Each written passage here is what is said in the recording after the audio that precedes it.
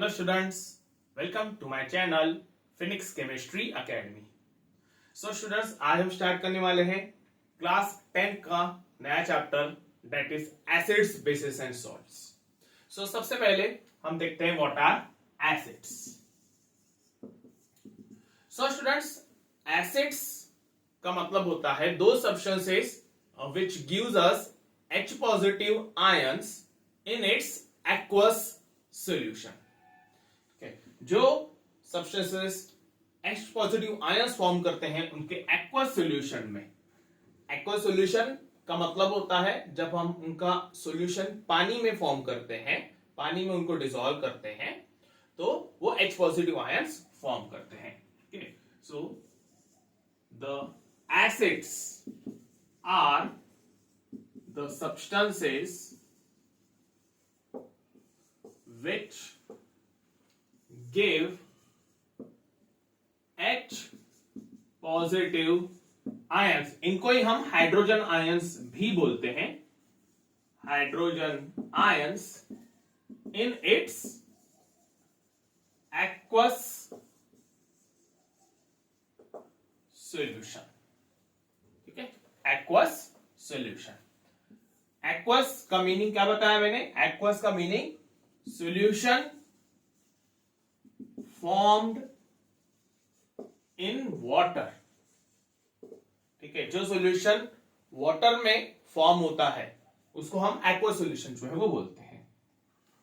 For example, जैसे हमने एक एग्जांपल ले लिया HCl, हाइड्रोक्लोरिक एसिड. इसका नाम है हाइड्रोक्लोरिक एसिड.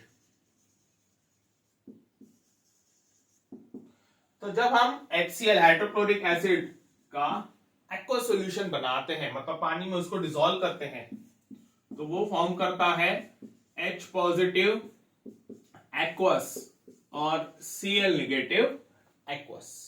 ठीक है, हाइड्रोजन आयंस वो फॉर्म करता है, H पॉजिटिव आयंस फॉर्म करता है और Cl नेगेटिव फॉर्म करता है, और इसीलिए हम हाइड्रोक्लोरिक एसिड को एसिड बोलते हैं. सिमिलरली अगर हम कंसीडर करते हैं H2SO4, मतलब कि सल्फ्यूरिक एसिड, इसका नाम है सल्फ्यूरिक एसिड. तो जब हम उसको डिसॉल्व करते हैं वाटर में तो वो फॉर्म करता है 2H positive ions and SO4 2 negative ions. ठीक है, तो इसमें भी क्या हो रहा है, वहां पे H पॉजिटिव आयंस जो है वो फॉर्म हो रहा है, इसीलिए हम H2SO4 को बोलते हैं एसिड. सिमिलरली और भी बहुत सारे एग्जांपल्स है एसिड्स के, जैसे हम कंसीडर कर सकते हैं HNO3 नाइट्रिक एसिड.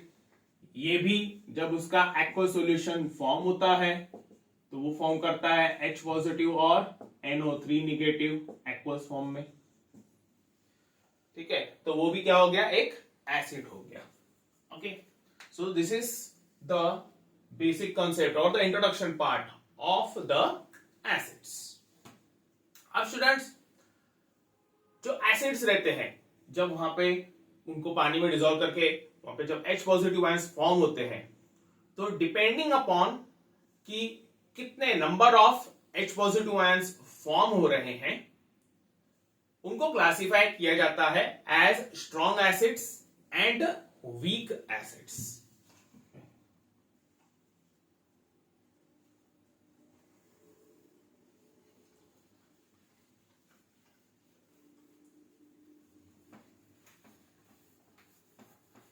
अगर हम स्ट्रॉन्ग एसिड्स की बात करें तो स्ट्रॉन्ग एसिड का मतलब होता है एक ऐसा एसिड जो कंप्लीटली या फिर ऑलमोस्ट कंप्लीटली डिसॉल्व हो जाता है, डिसोसिएट हो जाता है पानी में.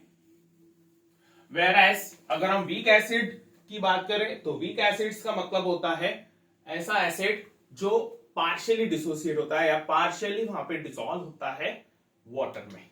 ओके, सो स्ट्रॉन्ग एसिड्स, यहां पर मैं हेडिंग दे देता हूं स्ट्रॉन्ग एसिड्स. तो स्ट्रॉन्ग एसिड्स का मतलब जैसे मैंने बताया, those acids which are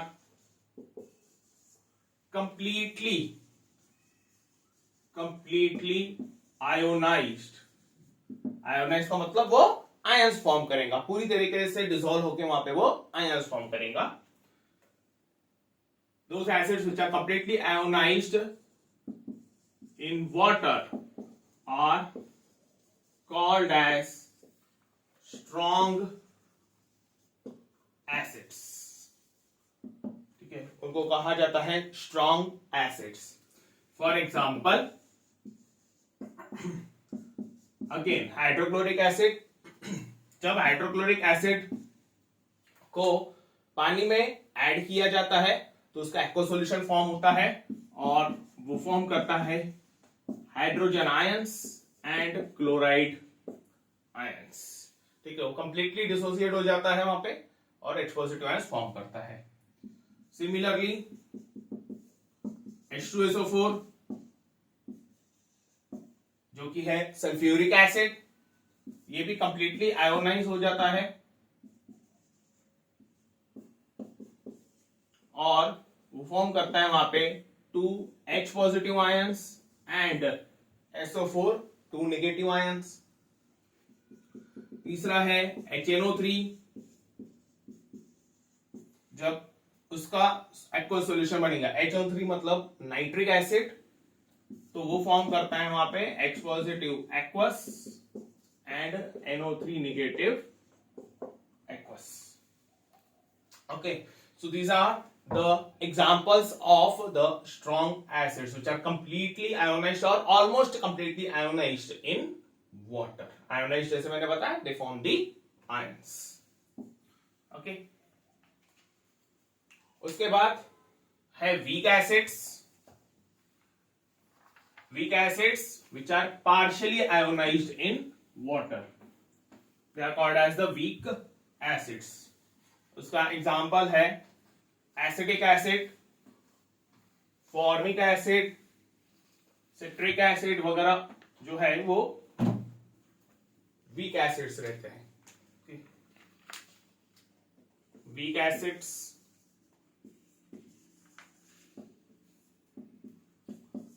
those acids which are partially ionized in water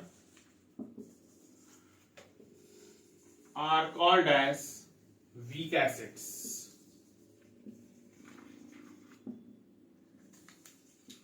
example जैसे मैंने बताया पहले, CH3COOH, ठीक है, इसको हम बोलते हैं एसिटिक एसिड। एसिटिक एसिड, तो एसिटिक एसिड जो है जब हम उसका एक्वा सॉल्यूशन फॉर्म करते हैं तो वो कंप्लीटली आयोनाइज नहीं होता है, पार्शियली आयोनाइज होता है। Partially in the sense you can consider like less than 10%, okay, where strong acids में 100% वहां पे वो आयोनाइज हो जाते हैं। तो एसिडिक एसिड के केस में क्योंकि वो कंप्लीटली आयोनाइज नहीं होता है, पूरी तरीके से वो डिसोसिएट नहीं होता है, इसीलिए हम वहां पे इस तरीके से डबल एरो जो है वो देते हैं। वो फॉर्म करेगा वहां पे ये CH3COO, ये एक आयन बनेगा और यहां से H जो है वो एक अलग आयन फॉर्म करेगा। तो ये होता है CH3COO negative ion plus H positive ion. ठीक है, इसको हम बोलते हैं acetate ion and this is hydrogen ion.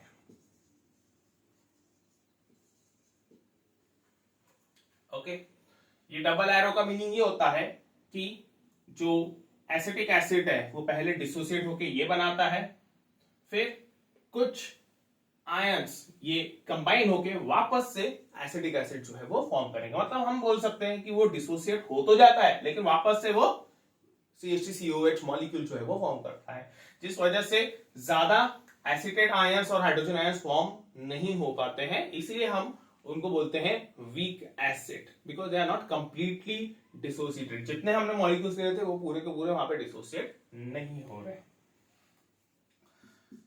दूसरा एग्जाम्पल है उसका फॉर्मिक एसिड। फॉर्मिक एसिड तो जो फॉर्मिक एसिड है उसका भी सेम ऐसा ही है, जब हम उसका एक्वस सॉल्यूशन फॉर्म करते हैं, पानी में उसको हम ऐड करते हैं, तो इस केस में वो फॉर्म करता है H पॉजिटिव आयन और ये HCOO negative ion, HCOO negative and H positive. ठीक है, इसको हम बोलते हैं format ion and this is hydrogen ion. ठीक है, तो इसके केस में भी हमने यहाँ पे डबल एरो दिया है, जैसे हमने यहाँ पे दिया था एसिडिक एसिड के केस में। डबल एरो का मतलब अगेन सेम, ये डिसोसिएट होके ये आयंस फॉर्म करेगा। ठीक है, और फिर ये आयंस कंबाइन होके वापस से ये फॉर्मिक एसिड जो है वो फॉर्म करेंगे। तो इन शॉर्ट बोलना ऐसा है कि ये जो फॉर्मिक एसिड लिया गया था, जितने भी मॉलिक्यूल्स लिए गए थे, वो पूरी तरीके से पूरे मॉलिक्यूल्स डिसोसिएट नहीं हुए, उसमें से कुछ ही मॉलिक्यूल्स जो है वो डिसोसिएट हुए लेस देन 10%, बाकी के जैसे के वैसे मॉलिक्यूलर फॉर्म में ही थे। So we can say that कि ये जो एसिड्स है ये सिर्फ पार्शियली आयोनाइज हो रहा है, वो कंप्लीटली आयोनाइज नहीं हो रहे। Okay, so this are the weak acids. Okay, next आगे बढ़ते हैं।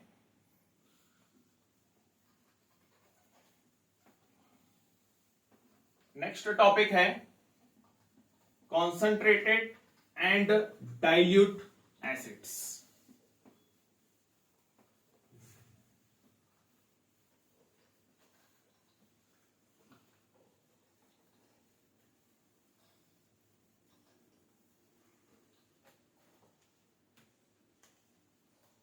Concentrated and dilute acids।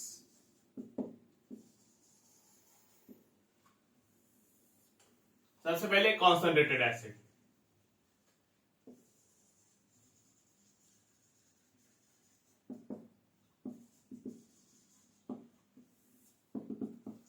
So concentrated acids का मतलब ये होता है ऐसे एसिड्स जिसमें अमाउंट ऑफ वाटर जो रहता है वो बहुत कम रहता है।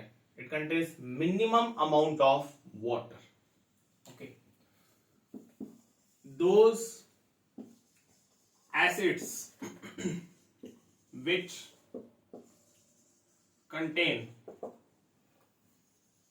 minimum amount of water are called as concentrated acids। concentrated acids। Okay, अब स्टूडेंट्स यहां पे प्लीज एक बात आप नोट करना, यहां पे मैं लिख लेता हूं नोट। कॉन्सेंट्रेटेड एसिड्स का मतलब ये नहीं कि वो स्ट्रॉन्ग एसिड्स है। ओके, हम यहां पे कॉन्सेंट्रेटेड एसिड की डेफिनेशन में हम सिर्फ इतना ही बता रहे हैं कि ऐसे एसिड्स जिसमें अमाउंट ऑफ वाटर लेस रहता है उनको हम कॉन्सेंट्रेटेड एसिड जो है वो बोल सकते हैं। तो वो जो कॉन्सेंट्रेटेड एसिड्स रहते हैं वो स्ट्रॉन्ग भी रह सकते हैं, वीक भी रह सकते हैं। Like I want to say that कि जो कॉन्सेंट्रेटेड एसिड्स रहते हैं, H2SO4 भी कॉन्सेंट्रेटेड हो सकता है, HCl भी कॉन्सेंट्रेटेड हो सकता है, एसिडिक एसिड भी कॉन्सेंट्रेटेड हो सकता है, फॉर्मिक एसिड भी कॉन्सेंट्रेटेड हो सकता है। मतलब स्ट्रॉन्ग एसिड्स, वीक एसिड्स, कोई भी एसिड जो है वो कॉन्सेंट्रेटेड हो सकता है। उसमें डेफिनेशन में सिर्फ इतना ही आ रहा है कि ऐसे एसिड जिसमें अमाउंट ऑफ वाटर लेस रहेगा। ठीक है, ऐसे एसिड जिसमें अमाउंट ऑफ वाटर बहुत कम रहेगा उनको ही हम कॉन्सेंट्रेटेड एसिड जो है वो बोलते हैं। ओके, तो यहां पे मैं नोट लिख लेता हूं, concentrated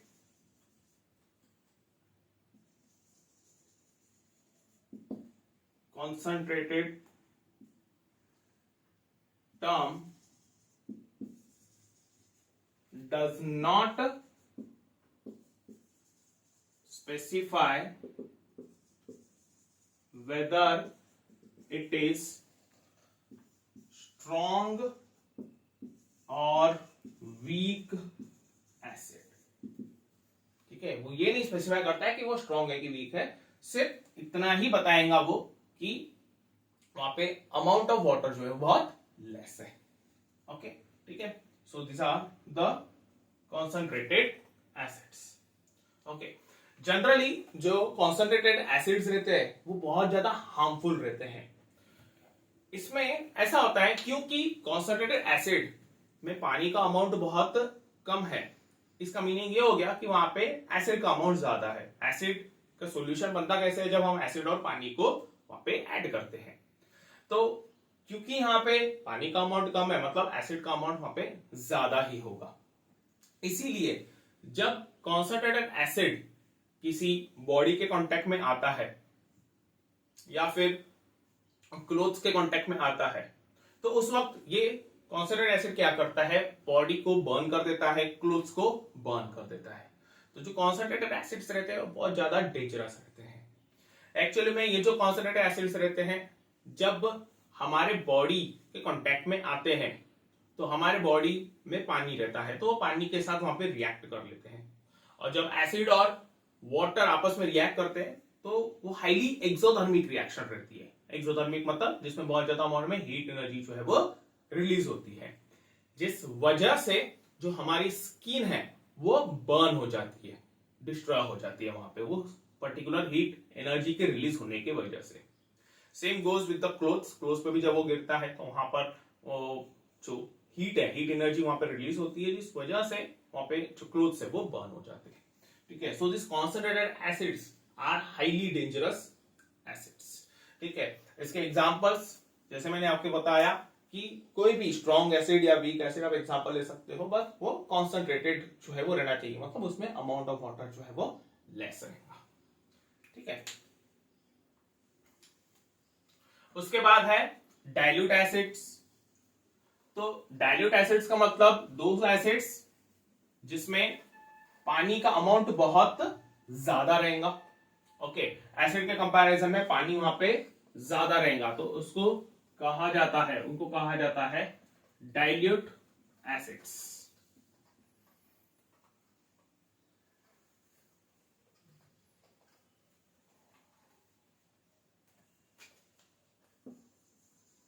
dilute acids.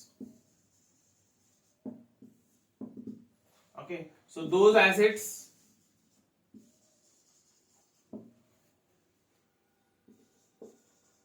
which contain huge amount of water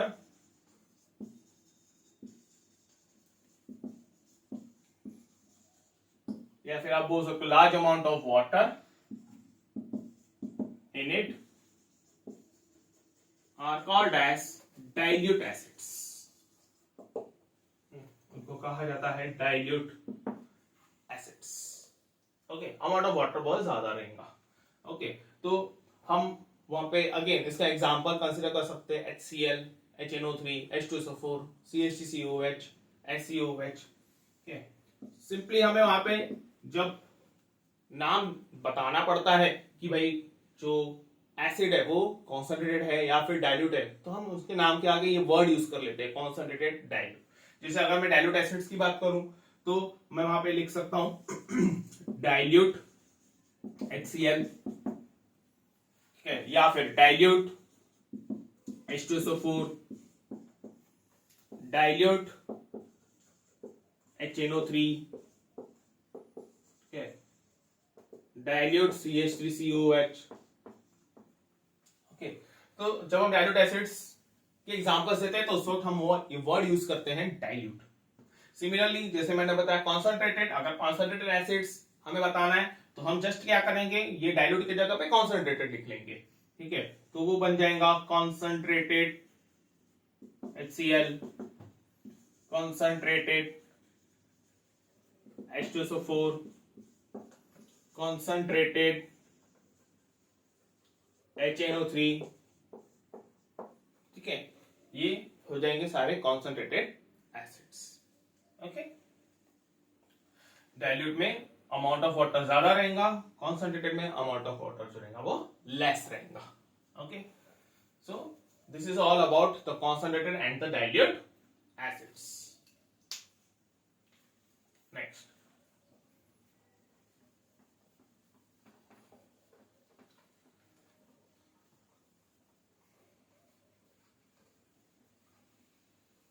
उसके बाद बहुत ही एक इंपॉर्टेंट टॉपिक है diluting acids. How do we dilute the acid, acid को डाइल्यूट कैसे बनाया जाता है।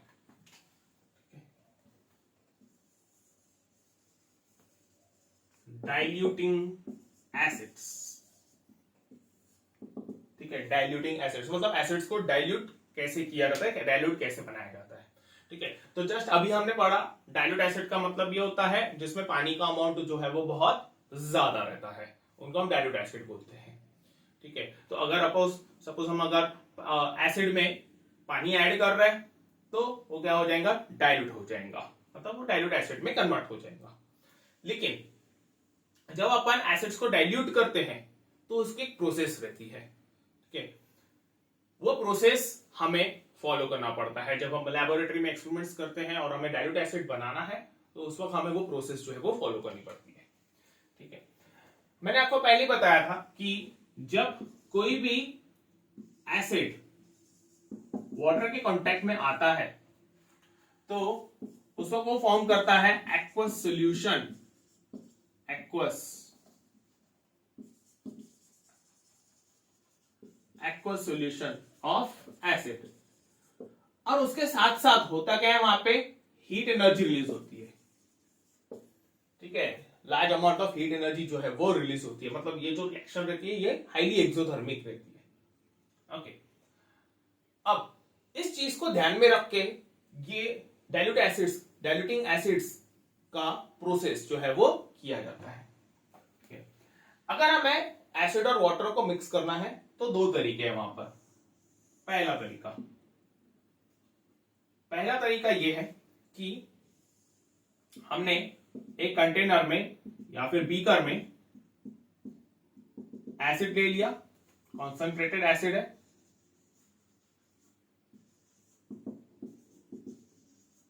कॉन्सेंट्रेटेड एसिड, और उसमें हम वाटर ऐड कर रहे हैं। ठीक है, ये एक तरीका हो गया, दिस इज प्रोसेस 1।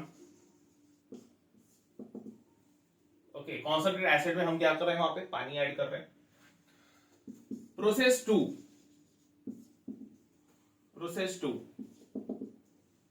सपोज कि हमने बीकर लिया या कंटेनर लिया और उसमें हम वाटर ले रहे हैं, वाटर, और उसमें हम कॉन्सेंट्रेटेड एसिड पुट कर रहे हैं। ठीक है, कॉन्सेंट्रेटेड एसिड जो है वो पुट कर रहे हैं। ठीक है, तो ये दो तरीके से हम एसिड्स को डाइल्यूट कर सकते हैं, क्योंकि हमें एसिड और वाटर को ही मिक्सअप करना है, तो ये दो तरीके वहां पे हो सकते हैं, या तो वाटर को कॉन्सेंट्रेटेड एसिड में ऐड करो या फिर कॉन्सेंट्रेटेड एसिड को वाटर में ऐड करो। ओके, लेकिन हमने यहां पे देखा है कि जो एसिड और वाटर कांटेक्ट में आते हैं तो उस वक्त बहुत ज्यादा अमाउंट में हीट एनर्जी जो है वो रिलीज होती है। ओके, अब यहां पे इस केस में होता यह है कि जब हम पानी को कॉन्सेंट्रेटेड एसिड में ऐड करते हैं तो वहां पे बहुत ज्यादा अमाउंट में हीट एनर्जी रिलीज होती है, बहुत ज्यादा अमाउंट में। अमाउंट ऑफ हीट एनर्जी ज्यादा इसलिए हो जाती है वहां पे क्योंकि यहाँ पे एसिड बहुत ज्यादा अमाउंट में प्रेजेंट है, तो रिएक्शन जो रहती है बहुत फास्ट हो जाती है, बहुत ज्यादा रफ्तार से होती है और हाई एक्सटेंट पे होती है। अब उस हीट एनर्जी की वजह से, क्योंकि वहां पे बहुत ज्यादा अमाउंट में हीट एनर्जी रिलीज हो रही है, तो होता यह है कि ये जो हम पानी ऐड कर रहे हैं ये पानी स्टीम में कन्वर्ट हो जाता है, और फिर उससे क्या होता है, ये जो कॉन्सेंट्रेटेड एसिड है ये बाहर आ जाता है, मतलब वो स्प्लैश आउट होता है वहां से। ठीक है, ये ऐसा इस तरीके से। ठीक है, we are adding water in it. ठीक है, सो एसिड स्प्लैश आउट। ठीक है, एसिड जो है वो स्प्लैश आउट होता है, जिस वजह से वो जो एसिड है उस पर्टिकुलर पर्सन के ऊपर जो पानी ऐड कर रहा था उसके ऊपर आ जाता है, उसके बॉडी पे आ जाता है, जिस वजह से उसके बॉडी के जो पार्ट्स है या फिर जो क्लोथ्स है वो बर्न हो जाते हैं, क्योंकि कॉन्सनट्रेटेड एसिड उसके बॉडी पे आ चुका है। मैंने आपको पहले बता दिया था कि कॉन्सनट्रेटेड एसिड जो रहता है वो हाईली हार्मफुल रहते हैं, वो स्किन को, क्लोथ्स को बर्न कर लेते हैं अगर उनके कांटेक्ट में आ गए तो यहाँ पे वही होता है, ये जो कॉन्सनट्रेटेड एसिड है ये स्प्लैश आउट हो जाता है, और स्प्लैश आउट होने की वजह से वो बॉडी पार्ट्स पे आ जाता है, जिस वजह से बॉडी पार्ट्स जो है वो बर्न हो जाते हैं। ओके, तो हम जनरली ये जो प्रोसेस है adding water directly to the concentrated acid, इसको हम फॉलो नहीं करते हैं। ओके, अब प्रोसेस टू में हम क्या कर रहे हैं, हमने बीकर में वाटर लिया है और उसमें हम कॉन्सनट्रेटेड एसिड जो है वो पुट कर रहे हैं। अब इस केस में प्रोसेस ऐसी है कि we put concentrated acid in water slowly touching to the walls of the containers. मतलब ये हो गया, एक तो हम एसिड धीरे धीरे ऐड करेंगे, एकदम से पूरा एसिड तो हम ऐड नहीं करेंगे, थोड़ा थोड़ा धीरे धीरे वहां पे ऐड करेंगे। और जब अपन उसको ऐड करते हैं तो वो जो एसिड है वो वॉल्स ऑफ द कंटेनर के वॉल्स को टच होना चाहिए, और उसको टच होते होते होते होते वो क्या करता है, वहां पे फिर पानी में मिक्सअप हो जाता है। ऐसे करके जो एसिड है वो थोड़े थोड़े अमाउंट में जाता है। ओके, दूसरा यहां पे दूसरा प्रिकॉशन ये लिया जाता है कि जब हम वहां पे एसिड वाटर में ऐड करते हैं तो हमें इस पर्टिकुलर मिक्सचर मतलब एसिड और वाटर का मिक्सचर, इसको हमें कंटिन्यूअसली स्टर करना पड़ता है। ठीक है, कंटिन्यूअसली स्टरिंग होनी चाहिए। स्टरिंग मतलब कंटिन्यूअसली वहां पे मिक्सिंग होते रहनी को, ठीक है, ताकि जो एसिड है वो प्रॉपरली वहां पे मिक्सअप हो जाए और आपको एक प्रॉपर डाइल्यूट एसिड मिले।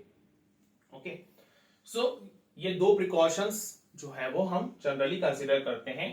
एक तो ये कि acid is added touching to walls of container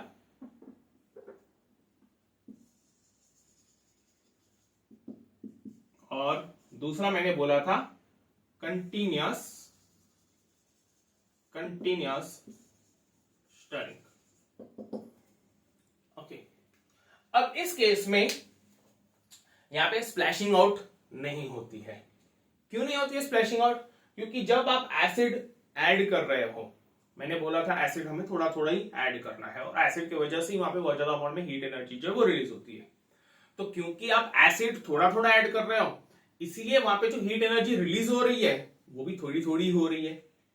और दूसरी चीज आप क्या कर रहे हो, वहां पे कंटिन्यूअस स्टरिंग भी कर रहे हो। तो कंटिन्यूअस स्टरिंग की वजह से क्या हो रहा है, वो जो आपने एसिड के मॉलिक्यूल्स ऐड किए थे वो पूरे पानी में मिक्सअप हो रहे हैं। मतलब आपने ऐड तो यहां से किया, लेकिन बाकी जगह के भी मॉलिक्यूल्स के साथ वो कांटेक्ट में आ रहा है, क्योंकि आप कंटिन्यूअसली स्टर कर रहे हो।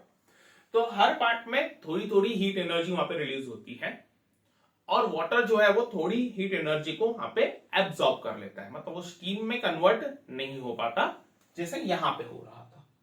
ओके, तो थोड़ा थोड़ा वहां पे हीट एनर्जी रिलीज होने की वजह से जो अमाउंट ऑफ वाटर जो वहां पे अमाउंट ऑफ वाटर एब्सॉर्ब कर रहा है हीट एनर्जी को, वो कंप्लीटली एब्सॉर्ब हो जाती है, जिस वजह से स्प्लैशिंग आउट जो है वो प्रोसेस रुक जाती है। ओके, इसीलिए हम इस तरीके की प्रोसेस जो है वो फॉलो करते हैं। ओके, इस केस में जैसे मैंने बताया तो एसिड स्प्लैश आउट हो जाता है। बहुत बार ऐसे भी होता है कि वो बहुत ज्यादा हीट एनर्जी रिलीज होने की वजह से जो बीकर है ना, बीकर भी ब्रेक हो जाता है, वो क्रैक हो जाता है। ओके, इसलिए हम ये प्रोसेस कभी फॉलो नहीं करते हैं। ठीक है, जनरली आपको क्वेश्चन यही पूछा जाता है कि while diluting acids why do we add concentrated acid to water instead water directly to the acid। तो उसका आंसर यही है कि जब हम एसिड को वाटर में ऐड करते हैं तो एसिड जो है touching to the walls of the container with continuous stirring उसमें ऐड किया जाता है, जिस वजह से अमाउंट ऑफ हीट एनर्जी जो वहां पे रिलीज होती है वो बहुत कम रहती है, और जो पानी है ज्यादा होने की वजह से वो हीट एनर्जी को अब्सॉर्ब कर लेता है। Whereas इसके केस में ऐसा रहता है कि जब हम पानी को एकदम से ऐड करते हैं कॉन्सनट्रेटेड एसिड में, तो पानी पूरी तरीके से स्टीम में कन्वर्ट हो जाता है, जिस वजह से कॉन्सनट्रेटेड एसिड जो है वो स्प्लैश आउट होता है और वो बॉडी पार्ट्स पे आने की वजह से बॉडी के पार्ट्स को, इवन क्लोथ्स को वो बर्न कर लेता है. That's why we add acid to water and not water to acid directly. Okay, so this is the process of diluting acids. उसके बाद नेक्स्ट टॉपिक है mineral acids and organic acids.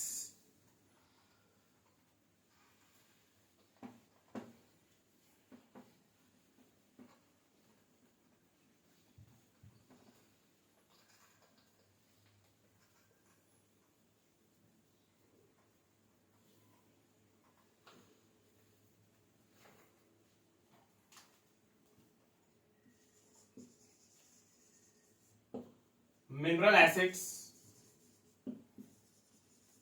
and organic acids.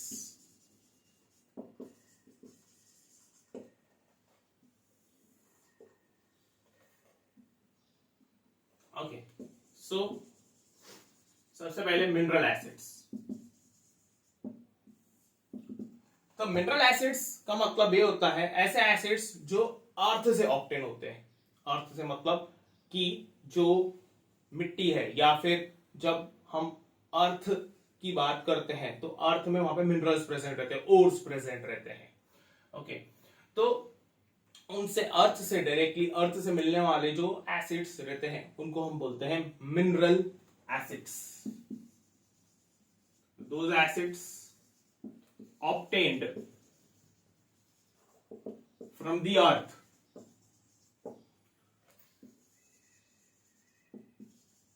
are called as mineral acids. Okay. For example, HCl, that is hydrochloric acid,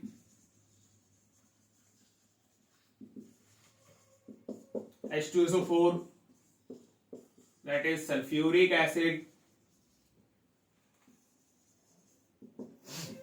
HNO3, nitric acid, H2CO3, carbonic acid. ठीक है, ये सारे क्या है? Mineral acids है जो कि हमें अर्थ से ऑब्टेन होते हैं. ठीक है, इसमें HCl, H2SO4, HNO3 में मैं बता चुका हूं कि ये तीनों जो है वो स्ट्रॉन्ग एसिड्स है, मिनरल एसिड्स है, स्ट्रॉन्ग एसिड्स है. H2CO3 जो है वो वीक एसिड है. It is a mineral acid but it is a weak acid.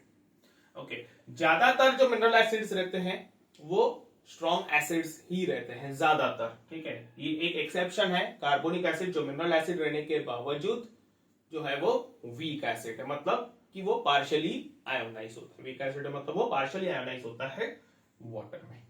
Okay, so this is about mineral acids. उसके बाद नेक्स्ट है ऑर्गेनिक एसिड्स. तो ऑर्गेनिक एसिड्स का मतलब होता है those acids which are obtained from the plants and the animals. उनको organic acids जो है वो कहा जाता है. प्लांट्स और एनिमल्स के अंदर में भी वहां पे एसिड्स जो है वो प्रेजेंट रहता है, तो उनको हम ऑर्गेनिक एसिड्स जो है वो बोलते हैं.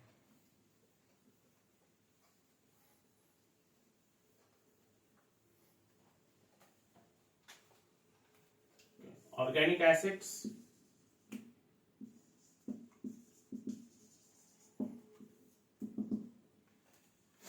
those acids which are obtained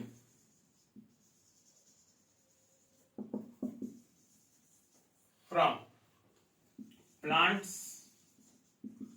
and animals are called as organic acids. तो इसके तो बहुत सारे एग्जांपल्स हैं, और ये ऑर्गेनिक एसिड्स जो है जनरली हम प्रैक्टिकल लाइफ में, अपने डेली लाइफ में बहुत ज्यादा यूज भी करते हैं. इसका एक एग्जांपल है एसिटिक एसिड। एसिडिक एसिड जो कि प्रेजेंट रहता है विनेगर में, जो हम डेली लाइफ में फूड्स वगैरह में भी यूज करते हैं as a preservative, as a flavouring agent, acetic acid. उसके बाद सिट्रिक एसिड। सिट्रिक एसिड जो कि प्रेजेंट रहता है oranges and lemons, citric acid है। उसके बाद है लैक्टिक एसिड। लैक्टिक एसिड जो कि प्रेजेंट रहता है कर्ड में। फिर ऑक्सैलिक एसिड जो कि प्रेजेंट रहता है टोमेटो में। देन टार्टरिक एसिड जो कि प्रेजेंट रहता है टैमरिंड में, मतलब इमली में। ये हो गए सारे प्लांट्स ओरिजिन के। फिर एक अगर हम एनिमल ओरिजिन की बात करें तो फॉर्मिक एसिड। फॉर्मिक एसिड, ये जो फॉर्मिक एसिड रहता है ये जनरली प्रेजेंट रहता है बी स्टिंग, जो हनी बी की स्टिंग रहती है उसमें ये फॉर्मिक एसिड जो है वो प्रेजेंट रहता है। ओके, तो जब ये बी स्टिंग जो है, बी स्टिंग जब स्टिंग करती है अपने स्किन पे तो वो रिलीज करती है ये फॉर्मिक एसिड, जिस वजह से वहां पे स्किन पे हमें इरिटेशन होता है। ठीक है, उसके बाद दूसरा है एक एग्जांपल कि ये फॉर्मिक एसिड जो है it is also present in nettle leaf sting. ठीक है, नेटल लीफ की जो स्टिंग रहती है, नेटल प्लांट की जो लीफ रहती है उसके अंदर में भी छोटे छोटे स्टिंग्स रहते हैं, तो उसमें भी ये फॉर्मिक एसिड जो है वो प्रेजेंट रहता है। ओके, जिस वजह से अगर हम उसको टच करते हैं तो हमारी स्किन पे बहुत ज्यादा इरिटेशन होता है। ओके, ये फॉर्मिक एसिड का एक और नाम है methanoic acid.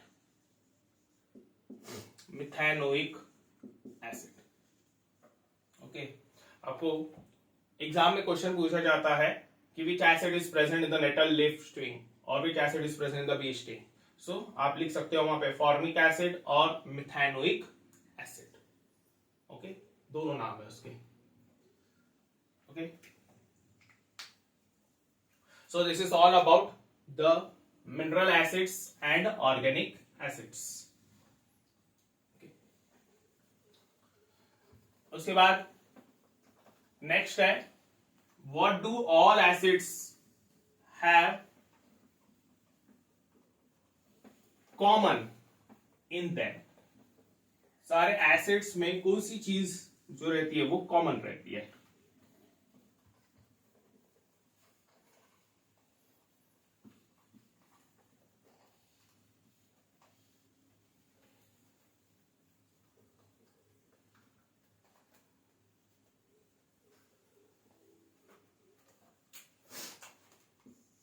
What do all acids have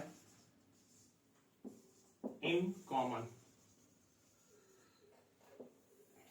Okay, so जो एसिड्स रहते हैं, जितने भी एसिड्स रहते हैं उनमें एक चीज ही कॉमन रहती है और वो है H positive ions, that is hydrogen ions.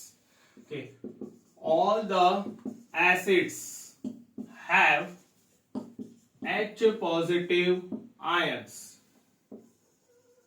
common in them। Okay, सब में ही H पॉजिटिव आयंस जो रहता है वो कॉमन रहता है।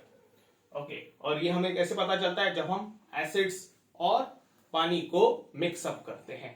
ओके, जब एसिड और वाटर एक दूसरे के कांटेक्ट में आते हैं तो वो क्या फॉर्म करता है? वहां पे H पॉजिटिव आयंस जो है वो फॉर्म करेंगे।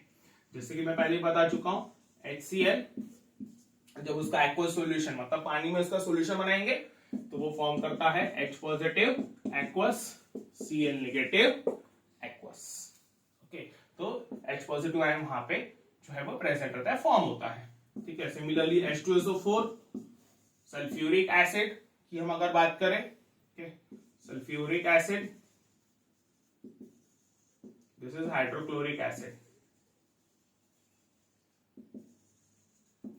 तो ये जो सल्फ्यूरिक एसिड है वो भी फॉर्म करेगा H पॉजिटिव और SO4 2 नेगेटिव। ठीक है, एसिटिक एसिड CH3COH जब उसका एक्वस सॉल्यूशन फॉर्म करेंगे तो वो फॉर्म करता है CH3CO negative aqueous plus H positive aqueous. Okay, this is acetic acid. Okay, similarly HNO3, जो HNO3 रहता है, जैसे मैंने पहले ही बताया HNO3 नाइट्रिक एसिड है। ये नाइट्रिक एसिड ये भी फॉर्म करता है H पॉजिटिव और NO3 नेगेटिव। ठीक है, similarly formic acid HCOOH aqueous, जिसको हम मिथाइनोइक एसिड भी बोलते हैं, फॉर्मिक एसिड। ओके, तो ये फॉर्म करता है HCOO नेगेटिव एक्वस और H पॉजिटिव एक्वस। ओके, तो whether it is a weak acid और अ स्ट्रॉन्ग एसिड, सब में एक चीज तो हमेशा कॉमन रहती है और वो रहती है H positive ions. Okay, so students, this was all about the acids, the different types of acids. See you in the next lecture. Thank you.